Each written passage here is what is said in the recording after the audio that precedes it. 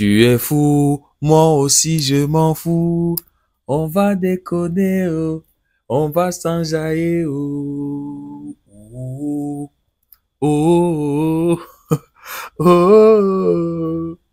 Aïe, les Madeleines, 0-0 ce soir. Je me disais que non, le Real, ils vont au moins se relancer après la défaite à Anfield. C'est-à-dire, ils ont perdu contre des nuls, hein. Liverpool s'est fait exploser le derrière ce soir contre Manchester City, les amis. Le match vient de s'achever. 3-0. Liverpool n'a même pas pu mettre un but contre City. Ce Liverpool qui a pressé le Real Madrid comme une orange. Le Real a garé le bus là-bas, Anfield, les gars. Hey! Non, on se disait que Liverpool est de retour. On se disait que Liverpool est fort. Mais non, les gars. Liverpool n'est pas fort. C'est-à-dire Liverpool a dépensé. Ils ont mis du pactole. Sorti un gros chèque lors du dernier mercato. Alexander Isak est là sur le banc. Florian Wirtz. Oh là là, ils ont dépensé. Mais le Real Madrid a perdu contre ces gars-là, les gars. C'est ça qui me choque. Je me disais que ce soir, City-Liverpool allait être une grosse confrontation. Premier mi-temps 2-0, facile. Deuxième mi-temps, ils entrent 3-0. Je dis, ah, c'est contre ce Liverpool-là que le Real Madrid a perdu. Là, ils sont encore dans le traumatisme, les Madeleines. Nul ce soir, c'est pas possible. Je le dis et après, on va venir m'appuyer le coup, les gars. On va dire, ouais, t'es pas objectif, c'est toujours comme ça, t'as la malbouche, t'es si, c'est ça. Vous-même, vous avez vu votre match, ça ressemblait à quoi? Nul collectivement, nul individuellement. C'est-à-dire, hein, le Real Madrid, après avoir gagné le Classico, ils se sont dit que non, ils sont revenus. Ils se sont dit que non, là, ils sont prêts à tabasser n'importe qui. Ils se sont dit que non, on est fort. Mais non, vous n'êtes pas fort. Quand j'ai dit cela que non, il y avait une possibilité quand même que le Barça tape sur Real Madrid. Aïe. On m'a traité de tout genre de non. Oh, t'es un footix, oh, t'es ci, oh, t'es ça. Le Real, ils vous ont dominé à tous les niveaux, machin. Voilà ça. Si le Barça avait juste été un peu réaliste, on tapait le Real Madrid. Et c'est parce qu'on est nul actuellement qu'on perd contre ce Real. Et j'espère que après les 2 matchs de cette semaine, j'espère que ce soir les Barcelonais vont répondre. On est à Balaidos. C'est un terrain compliqué, on le sait. Normalement, je devais être ici en train de faire la fête, que le Barça va prendre 3 points. Mais non. Mais j'espère que après les 2 matchs du Real Madrid de ce week-end, de cette semaine, les joueurs du Barça vont au moins se motiver, relancer au moins les saisons. Je sais pas s'il va dire relancer ou booster, se booster mentalement, revenir à 3 points de ce Real Madrid qui est nul, qui vaut rien. Et tout ça, c'est parce qu'il y avait un travail énorme des joueurs du Rayo. Le travail d'Inigo Pérez, le coach de cette équipe, non. C'est compliqué d'aller là-bas et leur dompter. Nous, au moins, les Barcelonais, on allait là-bas, on a marqué un but. Les Madeleines, ce soir, rien. Il n'y avait pas de penalty. L'arbitre ne s'est pas fait corrompre. Il a refusé de prendre l'argent de Big Flo. Il a refusé. À un moment, Kylian est tombé dans la surface, il a réclamé rien. L'arbitre a refusé de se faire corrompre. Parce que le travail, comme je disais, le travail des joueurs du Rayo Vallecano, le collectif là, c'est du n'importe quoi. Je ne sais pas ce qu'ils consomment avant de jouer les matchs à domicile, mais cette équipe là-bas, c'est l'enfer, les gars. Vallecas, c'est l'enfer, franchement. Ils sont durs dans les duels, très très durs.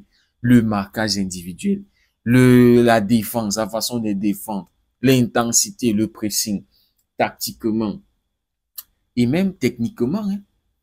C'est-à-dire quand tu vois le Rayo Vallecano, c'est une équipe qui essaye de ressortir proprement le ballon. C'est une équipe qui joue bien les transitions. C'est une équipe qui presse pour récupérer la balle, jouer propre, contre-attaque. C'est-à-dire, techniquement, tactiquement, ils sont là. C'est-à-dire, à un moment de la première mi-temps, le Real n'arrivait pas à sortir de sa moitié de terrain. Je crois que c'était vers la 35e minute, comme ça, 32. Le Real n'arrivait pas à sortir la balle proprement.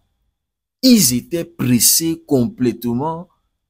Hey, je me suis dit, mais le Xabi Ball, qu'est-ce qui se passe? C'est l'absence de Tchouaméni, parce que Tchouaméni n'a pas joué. Qu'est-ce qui se passe? Les joueurs du Rayo fermaient tous les les lignes de passe, la connexion entre... C'est-à-dire quand ils essayaient même souvent, les Camavinga et tout ça, de porter un peu la balle, non. Il y avait un joueur qui était là, les tacles magnifiques. C'est-à-dire, cette relation-là on est en train de louer depuis entre Vinicius, non, entre Kylian Mbappé et Arda Güler, on l'a pas vu. La seule fois, je me rappelle, c'est en deuxième mi-temps. Là où Mbappé sur le côté va donner à Arda Güler qui va frapper et la balle qui va venir flotter avec le poteau. C'est la seule fois où je me rappelle que Mbappé et Arda Güler, mais le reste, et les Madeleines incapables de se créer des situations franches. Très peu d'inspiration ou même pas d'inspiration. Donc les gars, le travail collectif du Rayo Vallecano, non, franchement. Et dans tout ça, les mecs se sont procurés des véritables occasions. Ils ont eu 2 grosses occasions comparé au Real Madrid, où ils pouvaient faire mal, où ils pouvaient marquer au moins ce but-là. Mais ils n'ont pas pu. À chaque fois qu'ils sont dans la surface du Real Madrid, toujours les mauvais choix. Et j'avais peur au fur et à mesure que le match avançait. Quand tu ne saisis pas les opportunités, ça va revenir. Ça va revenir pour te hanter. Ça va te faire mal. Je m'attendais, vous voyez, les dernières minutes, but de Bellingham, tapine de Mbappé. C'est-à-dire, un ballon dans la surface qui va traîner, un marquage qui n'est pas bien fait. Et le Real se procurait tellement de corners. Vous voyez, Militao qui peut venir placer une tête. Valverde même a frappé une fois là, qui a failli, ça a failli surprendre le gardien, mais bon, Monsieur Bataya a été concentré. C'est-à-dire, vous voyez, les Bellingham time et tout ça, et en Vinicius, en fait, Vinicius même, c'est le seul attaquant qui était dangereux pour le Real Madrid. Surtout en premier mi-temps, passant en deuxième mi-temps lui-même aussi. Éteint, on le voyait plus.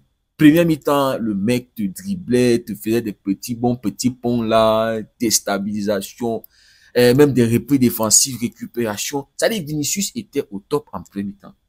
Danger, je me disais que le salut allait passer par lui. Le deuxième mi-temps, on l'a plus senti, les gars. Même pas. Mais bon, je me disais que puisque le Rayo ne tuait pas les choses, ne marquait pas ce but-là. Et je pense que si le Rayo avait marqué ce but-là, le Real ce soir n'allait pas marquer, les gars. Je vous assure, ça sentait le match où le Real, il pouvait jouer comme ça, 4 heures de temps, 5 heures, 6 heures de temps, il ne marque pas. C'était le piège ultime, les gars. Je le sentais hier. Après que Atlético échappe au piège de Levante, l'entrée en jeu de Griezmann qui va doubler, qui va marquer 2 buts pour permettre à l'Atlético de gagner. Je sentais que non, l'un de Madrid va tomber dans ce piège-là. Et c'est le Real Madrid qui est tombé dans le piège du Rayo Vallecano. Et même dans les dernières minutes, le Rayo, ils se sont procurés, ils ont eu des situations où ils pouvaient marquer, mais les choix, toujours à faire des mauvais choix. Rature, toujours en train de rater des trucs. Rature.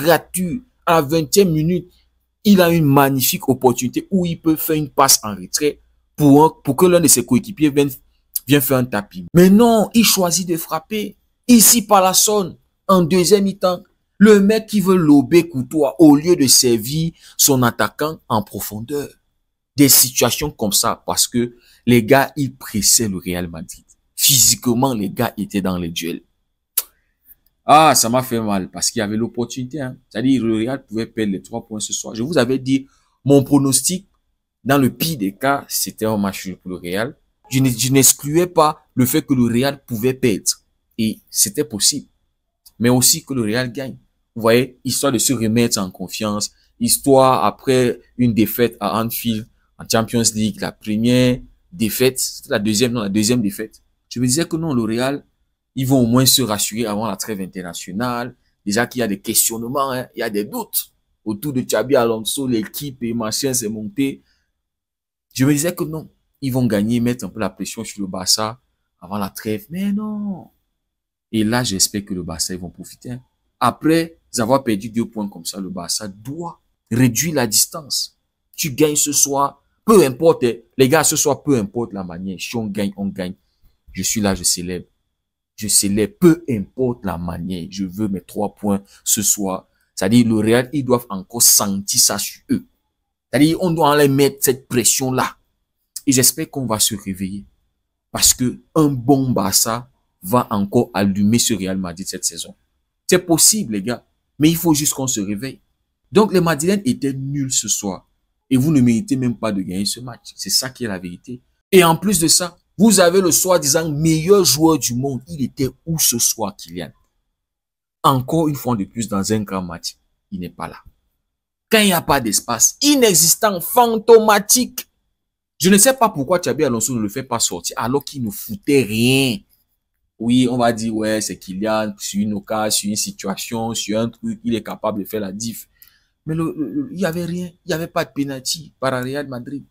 Il n'y avait pas de carton rouge pour diminuer l'adversaire, pour que le Real Madrid puisse profiter.